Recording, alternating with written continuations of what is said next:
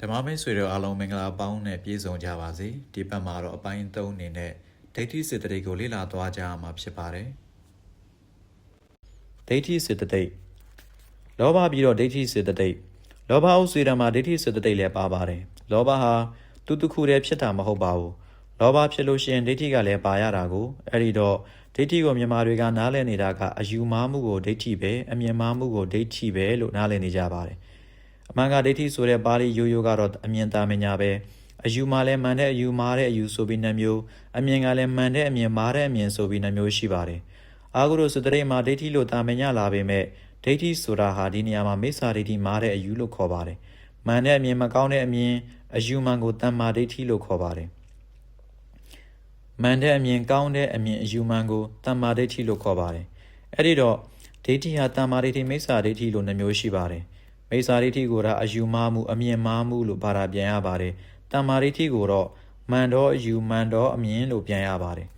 အာဟုရုစတရိမှာမိစ္ဆာတွေတမ္မာတွေမတတ်ဖဲနဲ့ဒိဋ္ဌိဆိုပြီးတာမင်ညနဲ့လာပါတယ်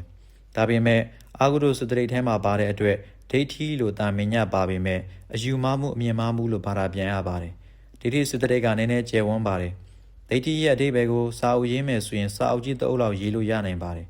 တုတ်တံမှာဟောထားတဲ့ဒိဋ္ဌိပေါင်းအယူဝါဒအမျိုးအစားပေါင်း62ပါးတောင်ရှိပါတယ်အဲ့ဒီ62ပါးတွေကအရေးကြီးတဲ့ဒိဋ္ဌိကိုပဲရှင်းပြသွားပါမယ်ဒိဋ္ဌိဆိုတိုင်း62ပါးလုံးတိတ်ဆိုးတဲ့ဒိဋ္ဌိမဟုတ်ပါဘူးတိတ်ဆိုးတဲ့ဒိဋ္ဌိက3မျိုးပဲရှိပါတယ်တိတ်ဆိုးတဲ့ဒိဋ္ဌိကနံပါတ်1နတ္ထိကဒိဋ္ဌိနံပါတ်2အဟိတုကဒိဋ္ဌိနံပါတ်3အကရိယဒိဋ္ဌိ3မျိုးပဲရှိပါတယ်ဒီဒိဋ္ဌိ3မျိုးကတော့အဆိုးဆုံးပါပဲစကားလုံးတွေကပါဠိစကားလုံးတွေဆိုတော့ကျင်းတာပေါ့ကျင်းတဲ့အတွက်နတ္ထိကဒိဋ္ဌိအဟိတုကဒိဋ္ဌိအကရိယဒိဋ္ဌိလို့ခေါ်လိုက်ရတာကရှင်းပါတယ်နတ္ထိကဒိဋ္ဌိနတ္ထိကဒိဋ္ဌိဆိုတာကမရှိတာကုသိုလ်လို့အာကုသိုလ်လို့အကျိုးမရှိဘူးလို့ယူဆတဲ့အယူမျိုးကိုနတ္ထိကဒိဋ္ဌိလို့ခေါ်ပါတယ်သူကအကျိုးကိုပြစ်ပယ်တဲ့အယူဝါဒပါပဲ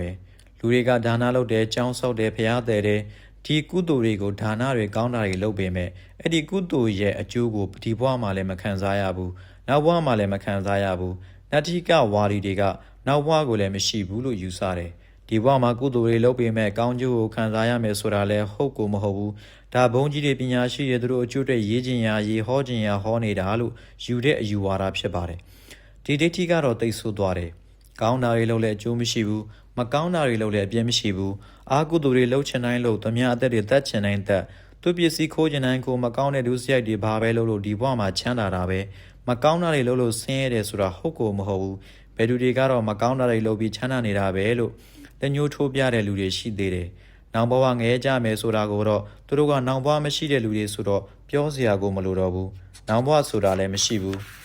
နောင်ဘဝမှာဒါတွေခံရမယ်ဆိုတာလည်း၆လန့်ပြောတ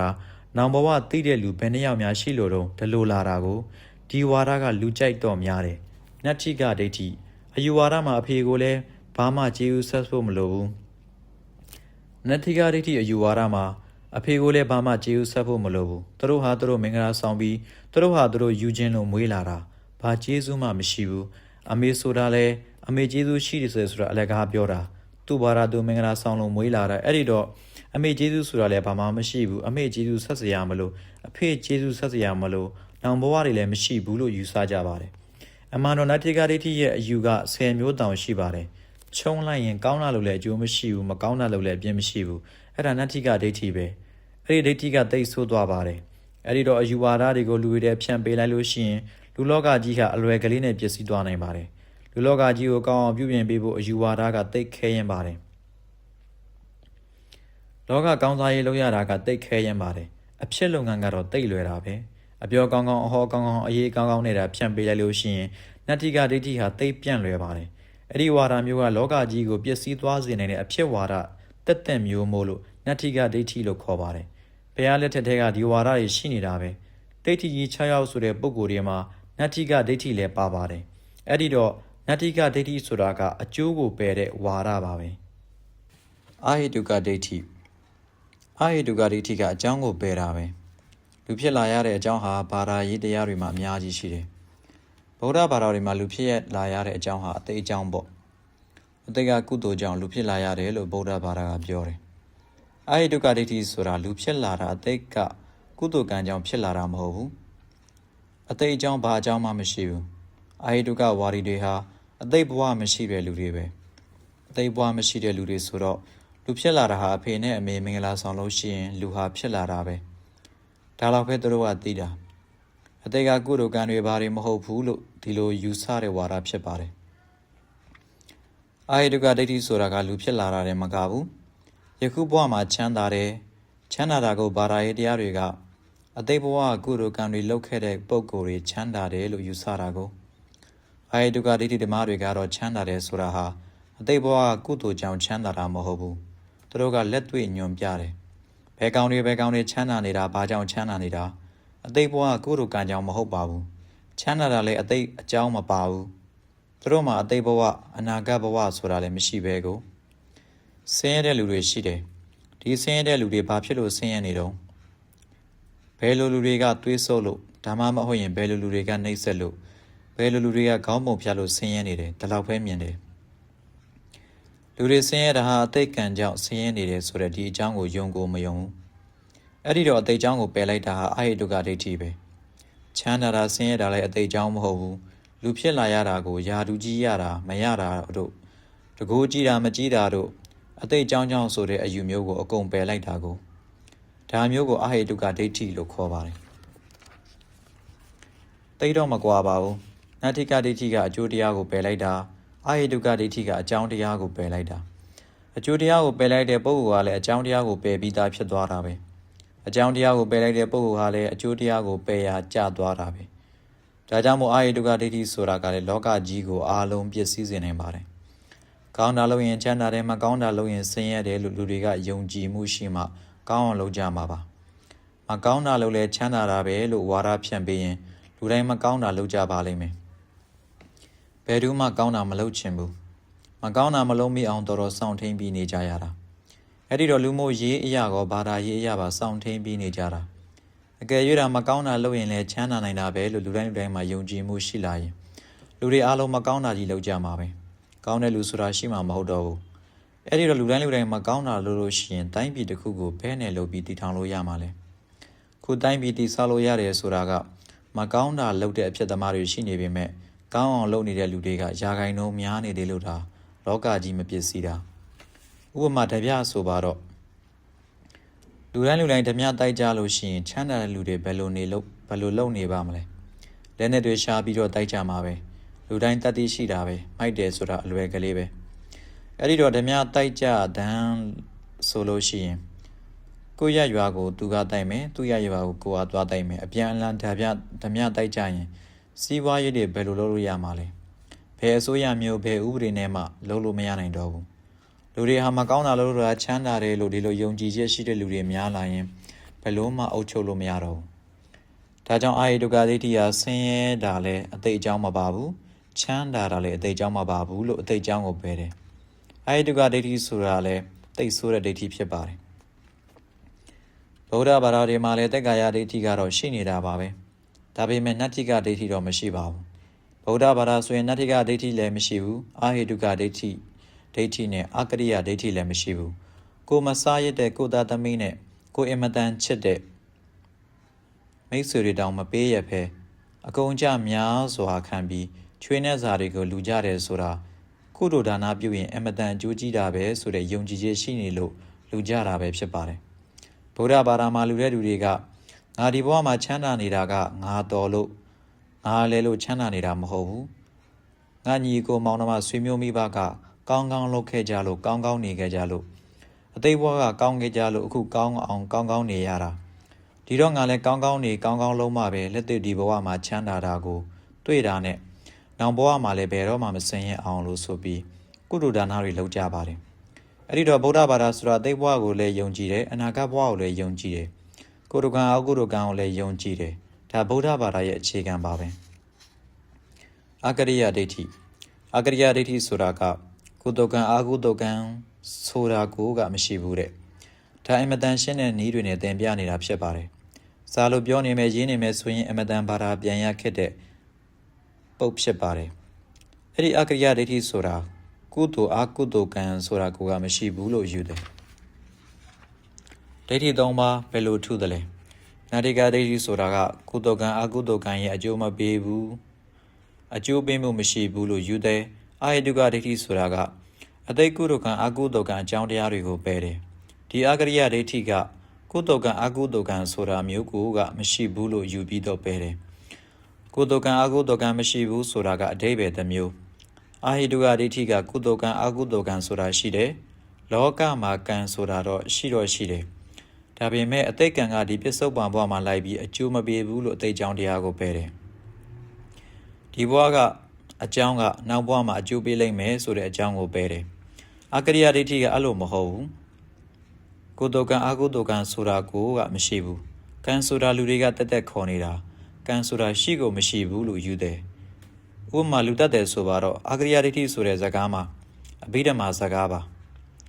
အကရိယဒိဋ္ဌိဆိုတဲ့စကားကအဘိဓမ္မာစကားပါအဘိဓမ္မာအစမကြည့်ရင်ဒုက္ခများရတယ်အကရိယဒိဋ္ဌိဝါဒီဆိုတာမန်ကံမပြည့်စုံတဲ့အဘိဓမ္မာဓမ္မတွေပဲသူတို့ကရုပ်ပိုင်းကိုလေ့လာတဲ့အခါလူမှာဇီဝိတယုတ်ဆိုတာရှိတယ်အဲ့ဒီလူရဲ့ခန္ဓာကိုယ်ရဲ့ဇီဝိတယုတ်ကိုဓာတ်နဲ့ခုတ်လို့မထိနိုင်ဘူးတဲ့ဘာဖြစ်လို့မထိနိုင်တယ်လဲဆိုတော့ယုံ28ခုမှာအာကာတဓာတ်ဆိုတဲ့အပေါက်ကြားရှိတယ်သိပ္ပံဆရာတွေလည်းသိပါတယ်ဓာတ်နဲ့ခုတ်လို့မရဘူးတနတ်နဲ့မပေါက်ဘူးအာကာတရှိတဲ့လူတယောက်ကိုဓာတ်နဲ့ခုတ်လိုက်လို့တည်သွားတယ်ဆိုလို့ရှိရင်ဓာတ်ကအာကာတတဲကိုဝင်သွားတာဒါဟာလူတတ်တာမဟုတ်ဘူးတဲ့လူတယောက်ကိုတတ်လို့မရပါဘူးတဲ့လူတတ်တဲ့ပါဏာတိပါဒအာကုသိုလ်ကံဆိုတာဖြစ်ကုန်မဖြစ်ဘူးတဲ့သူတို့ကဒီလိုယူဆတာကိုတမယပစ္စည်းခိုးတဲ့သူဆိုတာလည်းရှိကုန်မရှိဘူးတဲ့သူကအဘိဓမ္မာဓမ္မဘယ်လိုအဘိဓမ္မာဓမ္မလဲသူပစ္စည်းငါပစ္စည်းဆိုတာရှိကုန်မရှိဘူးပရမတ္ထအားဖြင့်သူပိုင်ကိုပိုင်ဆိုတာရှိကုန်မရှိဘူးတဲ့သူတို့ကဒီလိုဟောပြောရေးနေကြတာသူပစ္စည်းကိုပစ္စည်းသူပိုင်ကိုပိုင်ဆိုတာမရှိဘူးတိုင်းပြည်တစ်ခုမှာရှိတဲ့ပစ္စည်းဟာဒီတိုင်းပြည်တွေကလူတွေအားလုံးညီတူညီမျှပိုင်တယ်သူ့မြေကိုမြေဆိုတာမရှိဘူးဘိဓမ္မာနဲ့ကြည့်လိုက်တော့မှဘာမှပိုင်တယ်ဆိုတာမရှိတော့ဘူးပေါ့ပညာနယ်နဲ့ပရမတ်နယ်ဆိုတာကပညာနယ်မှာဆိုရင်ပညာအတိုင်းယူရတယ်ပရမတ်နယ်ကြမှာပရမတ်အတိုင်းယူရတယ်ကိုကပညာနယ်ကလူသားပရမတ်နယ်ကစကားတွေကြီးသွားပြောတော့ဓမြပစ္စည်းကိုပစ္စည်းကိုပိုင်သူပိုင်ပစ္စည်းမရှိဘူးဆိုတော့အရိဏဒါနကံဆိုတာကိုကမရှိတော့ဘူးဒီလိုယူဆတဲ့ဝါဒကိုအကရိယဒိဋ္ဌိလို့ခေါ်ပါတယ်ဒါကြောင့်မို့ဒီအကရိယဒိဋ္ဌိဟာရှင်းကတော့ကံကိုမရှိဘူးလို့ယူတဲ့အတွက်အကြောင်းကိုလည်းပယ်လိုက်တာဖြစ်သွားတယ်အကျိုးကိုလည်းပယ်ပြီးသားဖြစ်သွားတယ်အရင်မြက်ကစပြီးပယ်လိုက်တာပါပဲအဲဒါကြောင့်မို့ဒီဒိဋ္ဌိကြီး၃မျိုးကတိတ်ဆိုတာဒီဒိဋ္ဌိကြီး၃မျိုးရဲ့ယုံကြည်ချက်ကိုမစွန့်လွတ်ဖဲနဲ့တေရီတိုင်အောင်ပါသွားရင်တခါတည်းအဝီစီးကိုဇောက်ထိုးကျသွားမှာပဲတချို့ကပြောကြတယ်ဒီကောင်ကတော့တိတ်အာကုသိုလ်ကံတွေများပါတယ်ကွာတိုင်ချမ်းကုန်းမှာကျင်းသူစရာမလိုဘူးသူ့ကိုမှောက်ပေးလိုက်လို့ရှိရင်သူ့ဟာသူအဝီစီးကိုရစ်ဝင်သွားမယ်တဲ့အဲ့ဒီလိုပြောကြတယ်သူ့ဘာသာသူအဝီစီးကိုရစ်ပြီးဝင်သွားမယ်ဆိုတာဒီဒိဋ္ဌိကြီး၃မျိုးကိုယူတဲ့လူတွေကိုပြောတာအဲ့ဒီတော့ဒိဋ္ဌိ62ပါးရှိတယ်ဆိုပေမဲ့ဒီဒိဋ္ဌိကြီး၃ပါးကတော့လွတ်အောင်လုပ်ရမှာပါဒိဋ္ဌိပေါင်း62ပါးရှိပေမဲ့စာဖတ်သူတွေမှတ်သားရမှာကဗုဒ္ဓဘာသာမှာဒီဒိဋ္ဌိကြီး၃မျိုးကတော့လွတ်ကိုလွတ်ရမယ်ဒီဒိဋ္ဌိကြီး၃မျိုးကမလွတ်လို့ရှိရင်ကုသိုလ်တွေလုံနေပေမဲ့လုံနေတဲ့ကုသိုလ်တွေကနိယတမိစ္ဆာဒိဋ္ဌိဆိုတဲ့ဒိဋ္ဌိ၃ပါးရဲ့မကောင်းကျိုးတွေကိုဘယ်နည်းနဲ့မှမကယ်နိုင်ဘူးတေကနေကြတော့ဒီဒိဋ္ဌိအယူအကုသိုလ်တွေကအကုန်ပြုံပြီးဆုံလာကြမယ်အယူဝါဒဆိုတာစိတ်ထဲမှာရှိတော့ဒီယူဝါဒတွေကိုသေတဲ့အထိမစွန့်လွတ်ဘူးဆိုရင်တခါတည်းအဝီစီးရောက်သွားမှာပဲအဲဒါကြောင့်ဒိဋ္ဌိ၃ပါးကတော့လွတ်အောင်ကြိုးစားဖို့လိုပါတယ်တတ္တဒိဋ္ဌိအများသိထားတဲ့ဒိဋ္ဌိနဲ့မျိုးလည်းရှိပါသေးတယ်တတ္တဒိဋ္ဌိနဲ့ဥစ္စေတဒိဋ္ဌိတို့ဖြစ်ပါတယ်သူတို့ကအမတန်ကျယ်ဝန်းတယ်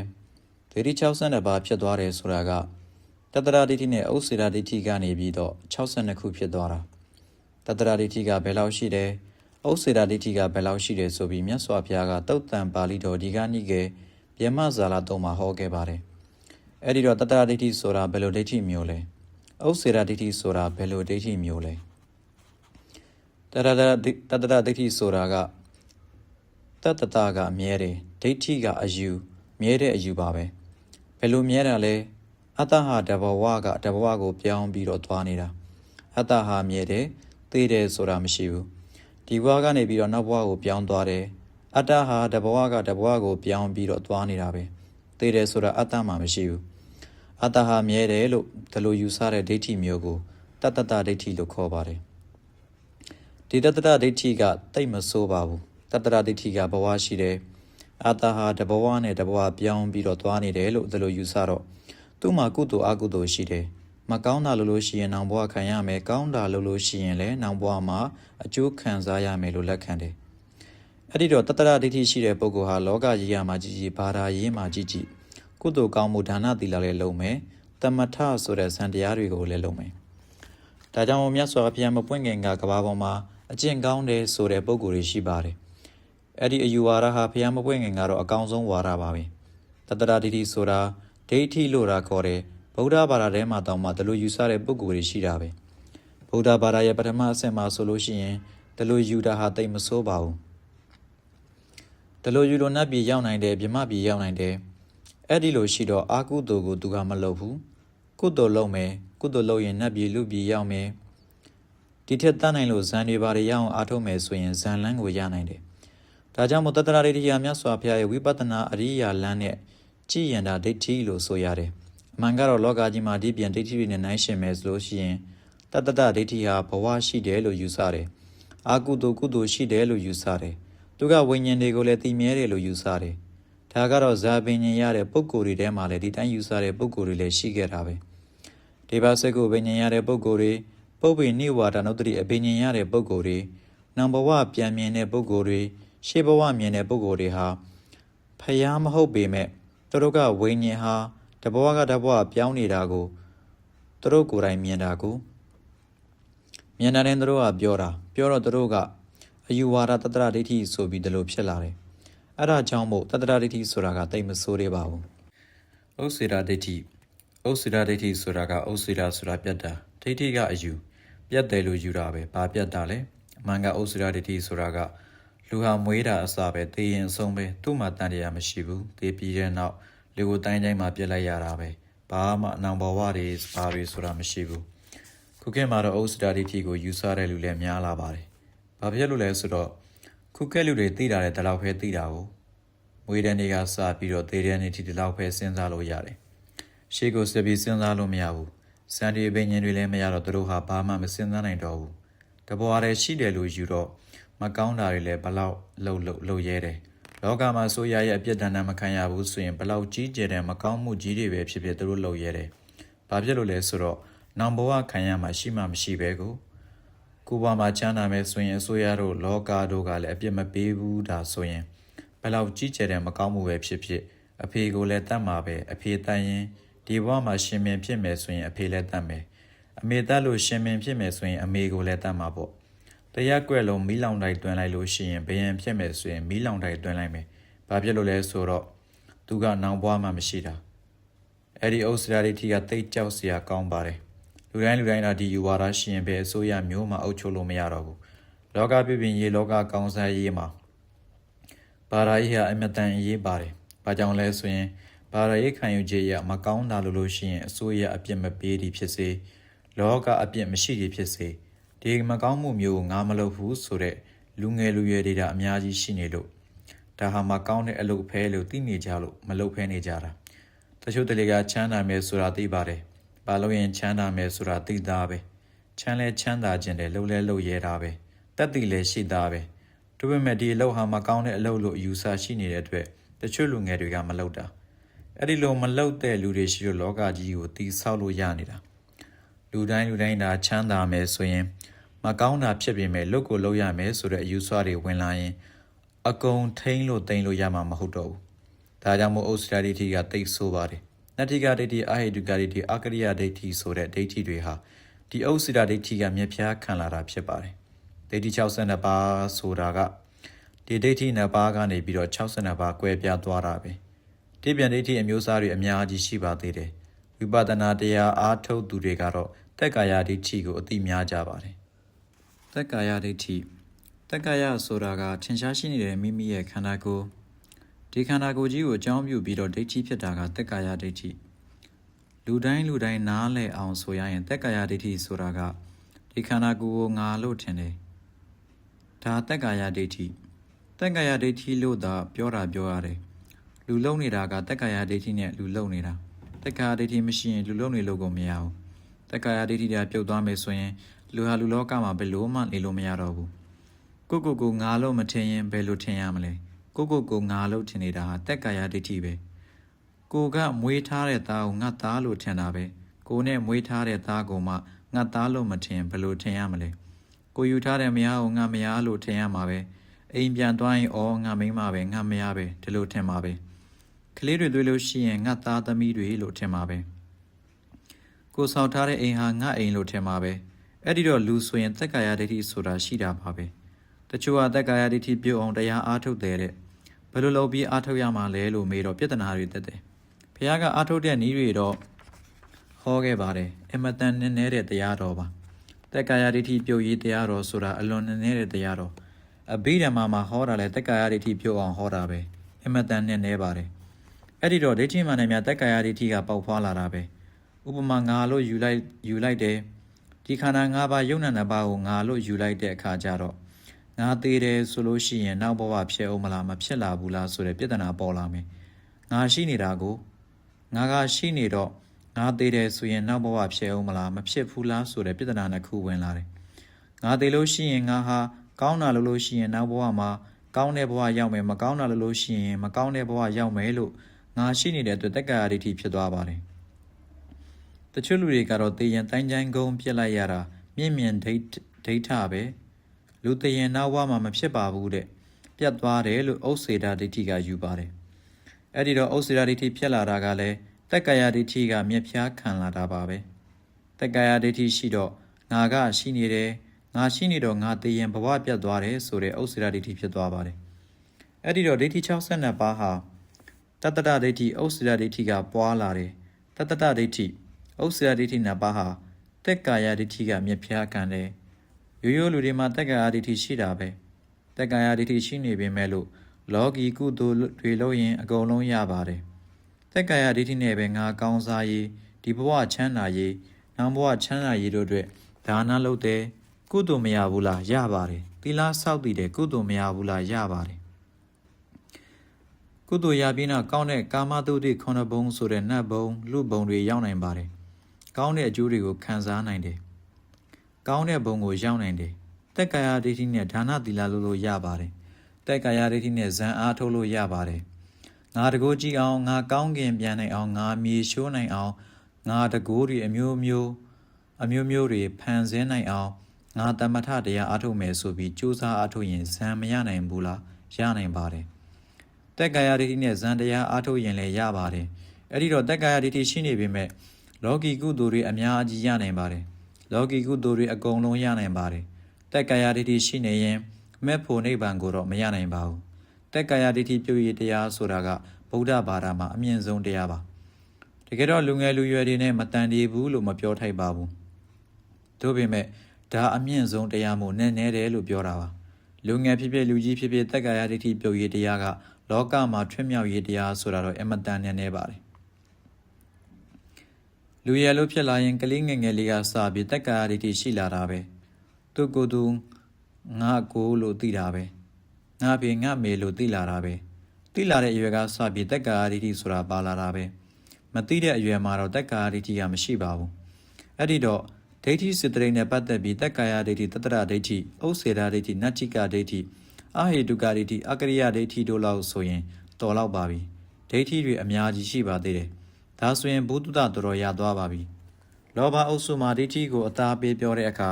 ဒိဋ္ဌိဆိုလို့ရှိရင်လောဘလည်းရတယ်ဒါတရားသဘောတရားပါပဲဥပမာတက်ကာယဒိဋ္ဌိကိုပဲကြည့်ပါတက်ကာယဒိဋ္ဌိကဒီခန္ဓာကိုယ်ကိုငါလို့ထင်လိုက်တယ်ဆိုရင်ကိုယ်ခန္ဓာကိုယ်ကိုတွေ့တာတဲ့လောဘပါလာတယ်လောဘပါလို့ဒီဒိဋ္ဌိကထင်တာလောဘမပါဘဲနဲ့ဒီဒိဋ္ဌိကမဖြစ်နိုင်ဘူးအဘိဓမ္မာသင်္ညိုစိတ်ရှင်စေတသိက်ရှင်မှာဒိဋ္ဌိဟာလောဘမှုစိတ်မှာရှင်တယ်လို့ဆိုတာကဘယ်လိုရှင်တယ်လဲဒိဋ္ဌိဖြစ်လို့ရှိရင်လောဘကပါလာတယ်အဓိပ္ပာယ်တစ်ခုတတ္တဒိဋ္ဌိဆိုပါတော့တတ္တဒဒိဋ္ဌိဆိုတာလဲငါဟာဒီဘဝမှာသိလို့ရှိရင်နောင်ဘဝဖြစ်ရမယ်ဒီခန္ဓာကိုယ်ကိုတွေ့တာတဲ့လောဘကပါလာတာပေါ့လောဘပါနေလို့ဒီဒိဋ္ဌိကဖြစ်တာကိုဥစ္စေတာဒိဋ္ဌိကလည်းသူခန္ဓာပါလို့တွေ့တာတဲ့ဒီလောဘကိုအကြောင်းပြုပြီးတော့သေရင်ဘဝပြတ်တယ်ဆိုတဲ့အယူဝါဒကိုယူတာပဲဒိဋ္ဌိဖြစ်တယ်ဆိုရင်လောဘကတော့ပါတာပဲအဲ့ဒီတော့လောဘအုပ်စုမှာဒိဋ္ဌိပါရပါတယ်ဒ ဒီပတ်မှာအပိုင်း3အနေနဲ့ဒိဋ္ဌိစေတသိက်ကိုလေ့လာလို့ပြီးမှာနောက်ပတ်မှာတော့အပိုင်း4အနေနဲ့မာနစေတသိက်ကိုလေ့လာသွားကြမှာဖြစ်ပါတယ်လေ့လာအတော်ဓမ္မအသိဖြင့်အားလုံးပဲအကျိုးရှိကြပါစေကိုယ်စိတ်နှဖျားကျမ်းမာလို့ချမ်းသာကြပါစေ